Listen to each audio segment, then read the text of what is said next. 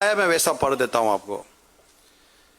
SMS کے ذریعے آیا, کسی بڑے بزرگ آدمی کا کسی لڑکی کے سر پر شفقت سے ہاتھ رکھنا کیسا؟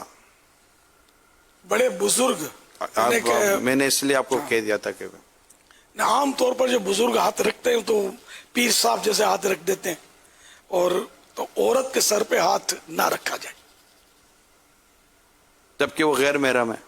انڈرسٹوڈ ہے, اجنبی ہے جبھی, ورنہ باپ کا تو یا باپ ہے, دادا ہے, نانا ہے, تو اس کا تو پردہ بھی نہیں ہے نا. تو بعض ہوتا ہے کہ ہاتھ چومتی ہیں عورتیں, بعض رکھواتی بھی, ہاتھ بھی رکھواتی ہیں, سر دیں گے. ہاتھ رکھنا اس کے مقابلے میں ہاتھ چومنا, ہاتھ چومنا کھال ننگی ہے, ہونٹوں سے, ننگے ہونٹوں سے مس ہوتی ہے, یہ زیادہ تحریک پیدا کریں گے اندر.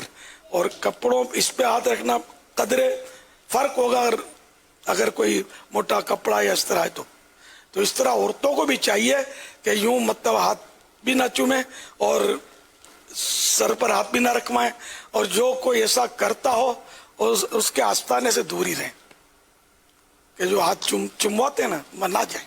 اب آزمائش پہ آ جائیں گے, بڑے مسائل باتوں کا ہو جاتے ہیں. خود یہ جائز نہیں ہے, غیر عورت کا غیر مرد کا پیر ہے تو کیا وہ نامحرم تو ہے نا, پردہ تو ہے نا, تو نامحرم پیر کا ہاتھ چومنا یہ جائز نہیں ہے, گناہ ہے. سرکار صلی اللہ تعالی علیہ وآلہ وسلم نے کبھی کسی عورت کا ہاتھ میں ہاتھ لے کر بیعت تک نہیں کی, اور آپ جاتی ہیں ہاتھ چوم کر آ جاتی ہیں, کمال کرتی ہیں. ایسا نہیں کیا کریں.